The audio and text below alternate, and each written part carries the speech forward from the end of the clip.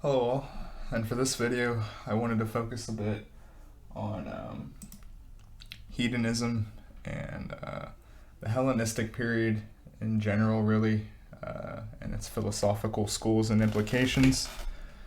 I suppose if we were going to kind of use the way I've been looking at a lot of this stuff lately, this is the real winter stage of Greek, the ancient Greeks.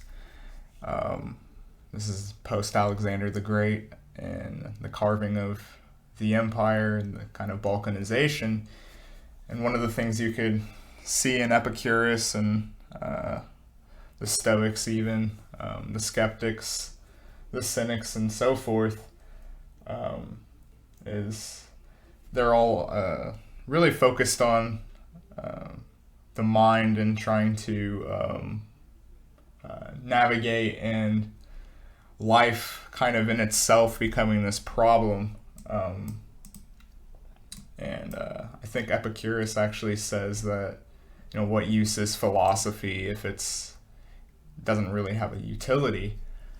And I guess if we were going to focus on him first and see how he even influenced later on with the ideas of like a social contract, and the 17th century, and even social ideals, this kind of conventional idea of justice. This isn't really new. This goes back to here, through Epicurus, and making the judgment of these different thresholds of pleasure and pain, because now we're in this period here where now that everything's just conventional, justice itself is conventional. The use of Democritus and the atom, where he suggests that the atom is comprised of, the soul is comprised of the atom. And, when you die, the atom, the soul, the essence, just leaves the body. And so the afterlife isn't of interest, because it doesn't really have any conception of pain. And I think this kind of goes into why they would have problems with suicidal students. If you want to maximize pleasure, that would be the eradication of pain. Well, if there's no afterlife, then why not just anhero yourself? So they're definitely all materialistic as well, and this is kind of something to consider when you talk about metaphysics in the Spenglerian kind of sense of looking at these different civilizations and how they decay. The metaphysics is the spine, and as John David Ebert says, so once you eradicate that, you pretty much cripple the civilization. And so I wanted to kind of like brush up on hedonism a little bit, because there is some things that they have to say that maybe aren't just totally worth rejecting, such as I think we could see ourselves a lot in all of these different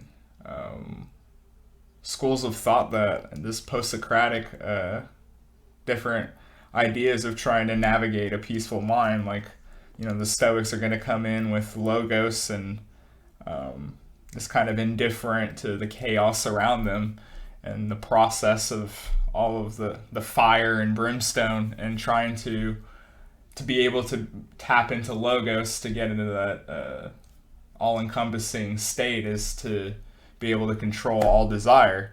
They're very much into control because you're at the civilizational collapse.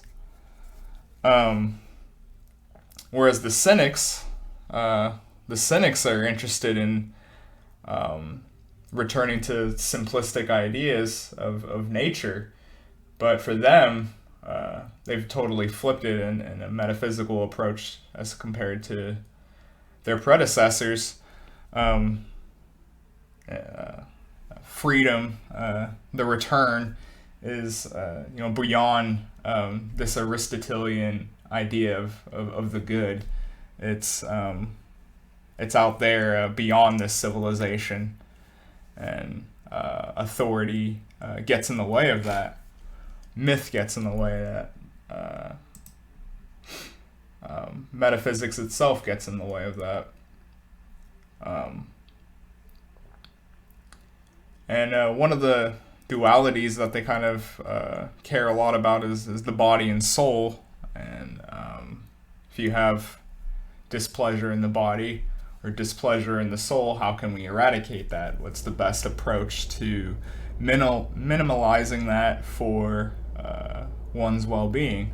You'll notice that too. It's always about you kind of being able to navigate the world, you being able to maximize your own pleasure and pain.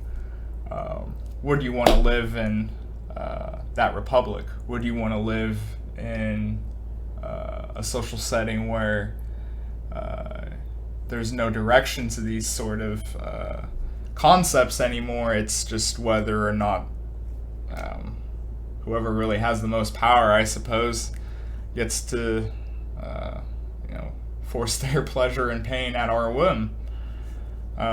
It's worth thinking about, and there's Stoic critiques that went down the road that I just went down that could be worth looking at. And it is a kind of interesting to maybe see how Democritus actually really is influential. You could argue he pops up again later. Well, not really argue. He does really pop up again later with Hobbes and the atom and this kind of mechanistic view and system that paves the way of our civilization.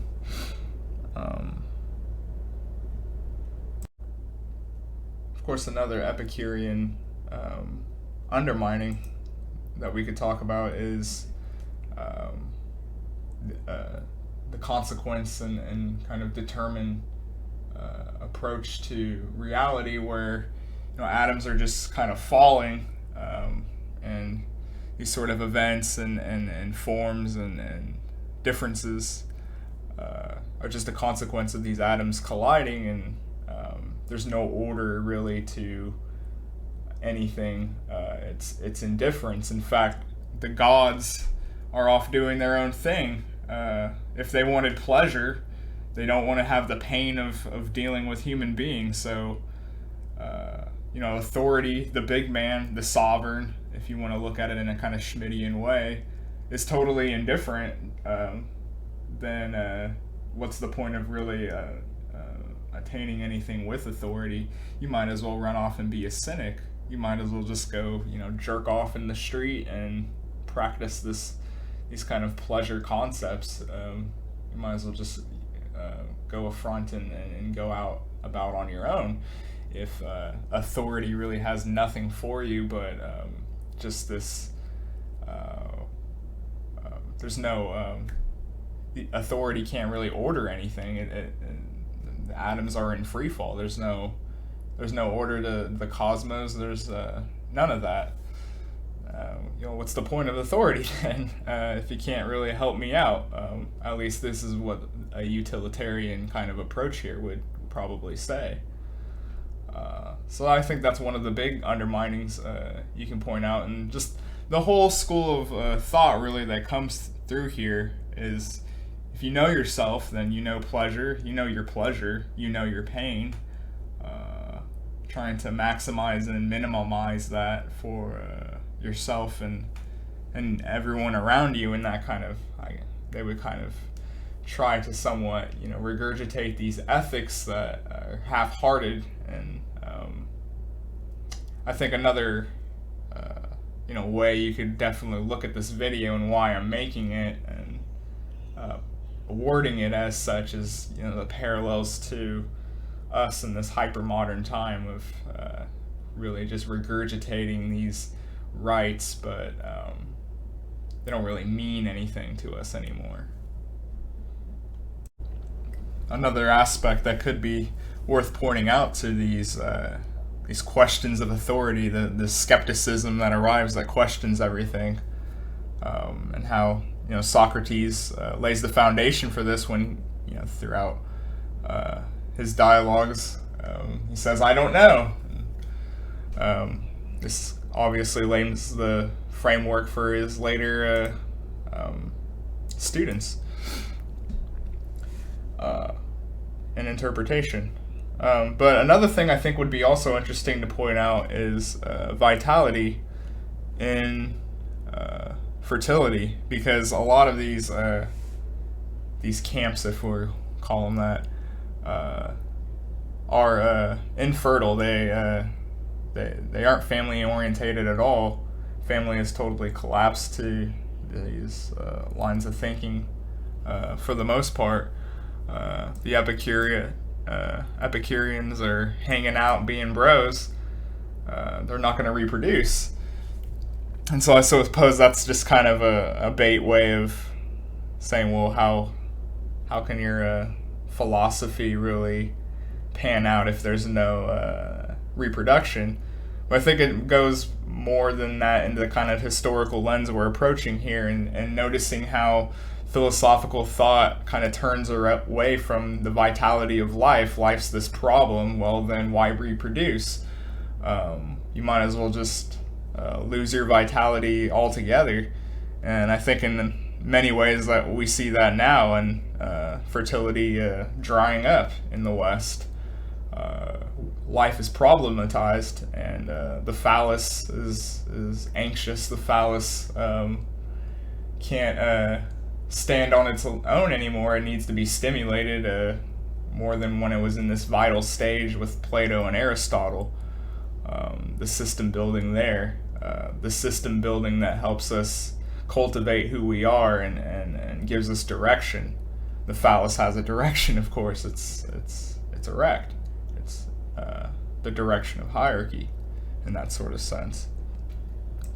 And so you have these different schools of thought coming in and really setting angst and questioning and even defying, and so you lose your fertility within that civilization. I think it's kind of interesting to maybe consider that quite literally they do lose their vitality during this kind of fall stage. But I think for the most part I covered all that I really wanted to, and just talk a little bit about materialism and Democritus and the atom.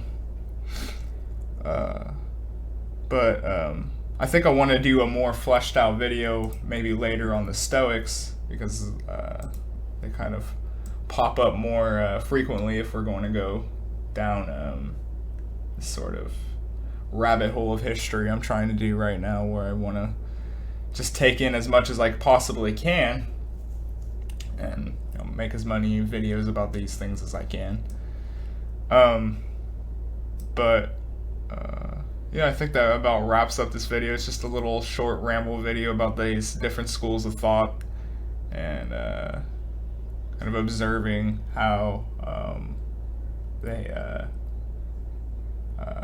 exemplify this winter stage, this angst, and ultimately fall and collapse as the Romans come in and conquer all that's left before they integrate the church and appropriate a lot of Stoic ideas that we could actually talk about in other videos.